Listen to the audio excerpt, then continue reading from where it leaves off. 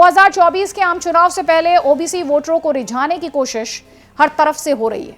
JDU, Congress समेत कई विपक्षी दल देश भर में जाति जनगणना की मांग कर रहे हैं। पिछले दोनों लोकसभा चुनाव में बीजेपी ने जिस तरह से ओबीसी वोटरों में पैठ बनाई है, उससे विपक्षी गठबंधन के लिए भी यह अनिवार्य हो गया है। बीजेपी इस बार भी उसी एजेंडे पर है। देश में ओबीसी जातियों की आबादी 50% से ज्यादा है।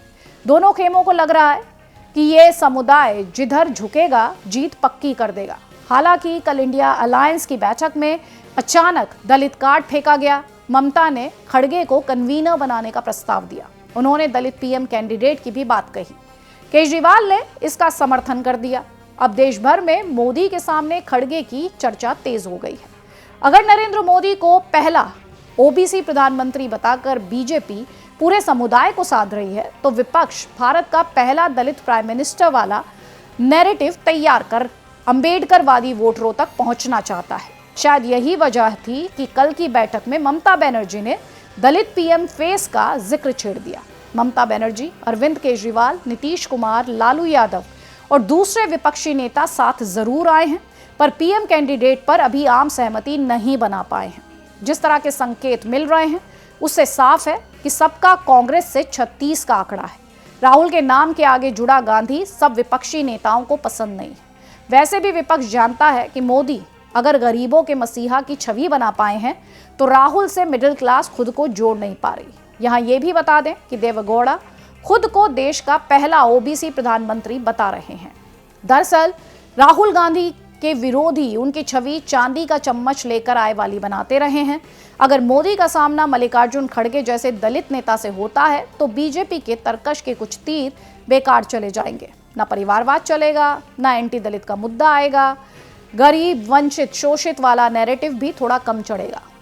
यूपी में 21% दलित आबादी है, बंगाल में 11%, बिहार में करीब 9%, तमिलनाडु में करीब 8% आबादी।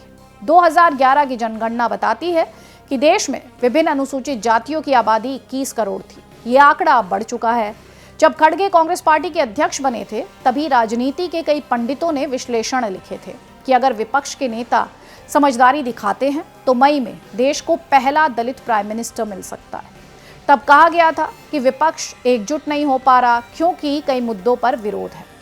यह भी पता है कि कांग्रेस के अलावा कोई भी दूसरा दल 40 से ज्यादा लोकसभा की सीटें अपने दम पर जीतने की स्थिति में नहीं है। कांग्रेस समर्थकों का यही तर्क है कि जब हालात ऐसे हैं, तो कोई दूसरा पीएम के लिए दावेदारी कैसे कर सकता है। कल की बैठक से भी साफ हो गया है कि विपक्ष के कुछ नेता कांग्रेस से ही पीएम कैंडिडेट चाहते हैं, लेकिन राहुल गांधी नहीं, राजनीति के कई पंडितों का मानना है कि राहुल गांधी के नाम पर विपक्षी नेता सहमत नहीं होंगे, क्योंकि पार्टियों के अपने कई बुरे अनुभव हैं। वैसे भी गांधी नाम पर सबका राजी होना मुश्किल है, जब तक कि कांग्रेस की स्थिति इतनी मजबूत ना हो जाए कि क्षेत्रीय दलों को अपना अस्तित्व बचाने के लिए उसके झंडे के नीचे खड़ा होना पड़े। दूसरी तरफ कांग्रेस भी ममता या केजरीवाल के नाम पर कभी सहमत नहीं होगी। एक और महत्वपूर्ण वजह यह है कि राहुल गांधी की यात्रा के बाद भी उनकी स्वीकार्यता मोदी को टक्कर देने लायक नहीं बनी है। एक लाइन में कहें तो भारत का बड़ा तबका राहुल गांधी के लिए नरेंद्र मोदी को छोड़ने के मूड में नहीं दिख रहा है। ऐसे में कांग्रेस ही नहीं, पूरे विपक्ष को लग रहा है कि मल्लिकार्जुन खड़गे का व्यक्तित्व ऐसा है जिस पर मोदी के खिलाफ माहौल बनाया जा सकता है। उनकी छवि बेदाग रही है, हिंदी भी अच्छी बोल लेते हैं, भारत के मिडिल क्लास को खुद से कनेक्ट कर सकते हैं।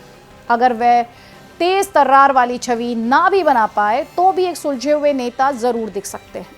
अखिलेश, तेजस्वी जैसे नेता ये मानकर चल सकते हैं कि खड़गे को पीएम फेस बनाने के बाद भी उनकी चलेगी।